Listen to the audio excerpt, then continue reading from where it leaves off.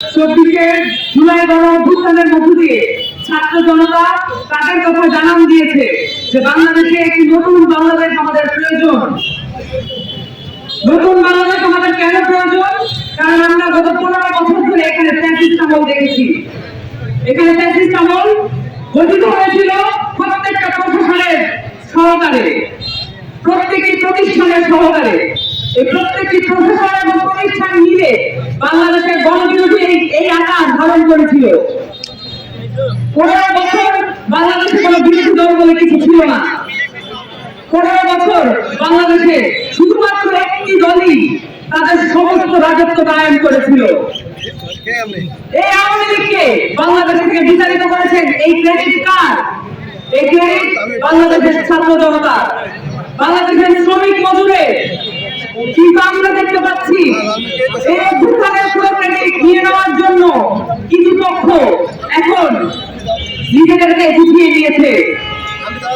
গত 15 বছর যাদেরকে খুঁজে পাওয়া যায়নি, গত 15 বছর যাদেরকে বিরোধিতার জন্য খুঁজে পাওয়া যায়নি, তাদেরকে ভোট কেন্দ্রে খুঁজে পাওয়া গেছে।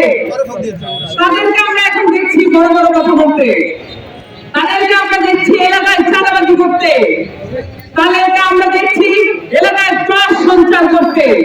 কিন্তু এই বাংলাদেশের ছাত্র জনতা ঘোষণা দিয়ে দিতে চায় যে বাংলাদেশে এই সব ত্রাস সঞ্চার আর মেনে নেওয়া হবে না। বাংলাদেশের পুনর্গঠনের যে প্রশ্ন আমাদের সামনে এসে দাঁড়িয়েছে, বাংলাদেশের ছাত্র জনতা সেটা গ্রহণ করে ছাড়বে ইনশাআল্লাহ। বাংলাদেশের ছাত্র জনতা নিজেদেরকে প্রতিজ্ঞা করেছে, বাংলাদেশের মানুষের কাছে প্রতিজ্ঞা করেছে যে বাংলাদেশে একটি নতুন সংবিধান প্রয়োজন। কারণ বাংলাদেশের মানুষের যে আকাঙ্ক্ষা আছে, বাংলাদেশের মানুষের যেই দরিদ্রতা আছে, বাংলাদেশের মানুষের যে অসহায়তা আছে, সেটা সেই বাংলাদেশের সংবিধান থেকে শুরু হয়। বাংলাদেশের সংবিধান পরিবর্তন না হলে আমাদের দেশের মানুষের স্থায়ী পরিবর্তন সম্ভব নয়। কিছু পক্ষ এই সংবিধানকে আগের মতোই রেখে দিতে চায় এবং কিছু পক্ষ এই সংবিধান নয়, শুধু পুরো ব্যবস্থাকেই আগের মতো রেখে দিতে চায়। আমরা পরিষ্কার করে বলতে চাই, 3 আগস্ট এক দফার ঘোষণা হওয়ার সাথে সাথে বাংলাদেশের ছাত্র জনতা ঘোষণা দিয়েছে এই সংবিধানকে পুনর্লিখন করতে হবে। এই সংবিধান একটি গণবিরোধী সংবিধান এবং এই সংবিধান পরিবর্তনের জন্য বাংলাদেশের তরুণ ছাত্র জনতা প্রতিজ্ঞাবদ্ধ হয়েছে। গণপরিষদের মাধ্যমে আমরা নির্বাচনে অংশগ্রহণ করব। গণপরিষদ নির্বাচন, তারা বলতে চায় যে এই নির্বাচন কি কেউ বোঝে না। আমরা বলতে চাই, যখন বাংলাদেশে অনেক আধুনিক প্রযুক্তি আসে নাই, তখন বাংলাদেশে এই 1970 সালে গণপরিষদ নির্বাচন হয়েছিল। এখন এই আধুনিক যুগে কেন মানুষ গণপরিষদ নির্বাচন বুঝবে না? তারা কি আমাদেরকে জাতীয়ভাবে অপমান করতে চায়? এই অপমানের শোধ আমরা আবার নেব। গণপরিষদের মাধ্যমে আমরা এই সংবিধান পরিবর্তন করব, সেই সাথে একটু ফ্যাসিস্ট কাঠামোর বিলোপ আমরা সাধন করব। বাংলাদেশে এই ছাত্র জনতা বারবার নিজেদের অর্জন ভুলণ্ঠিত হতে দেখেছে।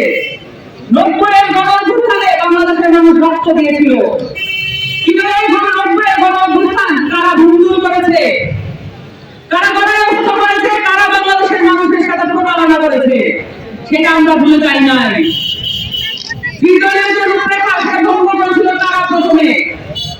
বাংলাদেশের প্রত্যেকটা নির্বাচনে যে রক্তক্ষয়ী সংঘর্ষের মধ্য দিয়ে ক্ষমতার পালাবদল ঘটে, সেটা আমরা বদলে দেব তরুণ ছাত্র জনতা।